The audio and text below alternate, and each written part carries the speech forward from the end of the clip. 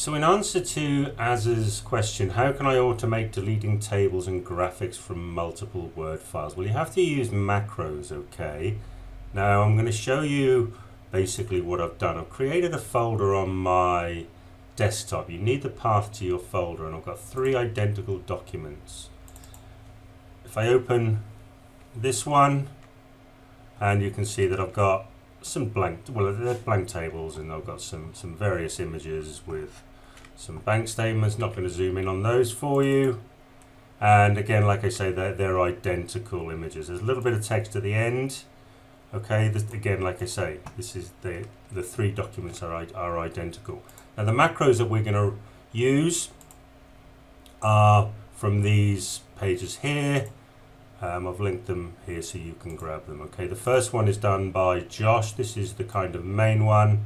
This is to open and close the files, and these 2 here are to delete the tables and the figures in the documents. Okay, so how we do this is we create I'm going to open this document, and I've already created it, but I'm just going to show you what to do. Okay, you need the developer tab showing. So if you can't see that, right click on customize ribbon, then select developer. Then you do Visual Basic. Now I'll delete, let me remove this module. Do you want to export module before deleting it? No. So what you need to do is you do insert, you do module, okay? Then we grab Josh's code and we copy, come back to our module and we paste. Now, path to your folder, right, so the path to this, if I click there, this is my test PC, excuse me, it's got the comment here, you must have this terminal backslash, and then you need to change the file path to docx. So we've got the file path, we've got the docx, and now we need to call the macros. Okay, so now we need to go and grab this one,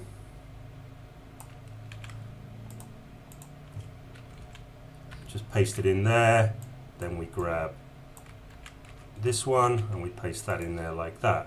Now it says you've got to call the macro, right? This is the first macro that we're going to call. So we copy that and we paste over what he's got there. Now we can put another call in here. In fact, that's what I will do. I'll do a call. And then I'll click here and I'll get the expected error message because I haven't finalized this. So then I'll do call table. So what's going to happen here is we're going to run this do langs now, and then it's going to call this one to delete all the tables. Then it's going to call, in fact, let me walk through this. What it's going to do is we're going to run this, and it's going to run this, and it's going to look for this folder, and then it's going to look for all documents with this suffix, i.e. all the docx files, and then it's going to open the file individually. Then it's going to call the table, and it's going to delete all the tables, and then it's going to call the figures, and then it's going to delete all the figures, and then the document's going to save, and then the document's going to close, and then it's going to do the next one. Okay, so that's basically what's going to happen. So I'm going to save my code. And then, like I say, this is my run.docm. It has to be a macro document. And what I can do now is if I click on macros, and here's my other macros that I've got loaded, and there it is, do langs now. Okay, so what it's going to do, it's going to run very quickly. So I run that macro, bam, bam, bam, bam, bam, bam. There you go. And now when I open my document, the only thing that's left is the text. Okay, that's how you do it.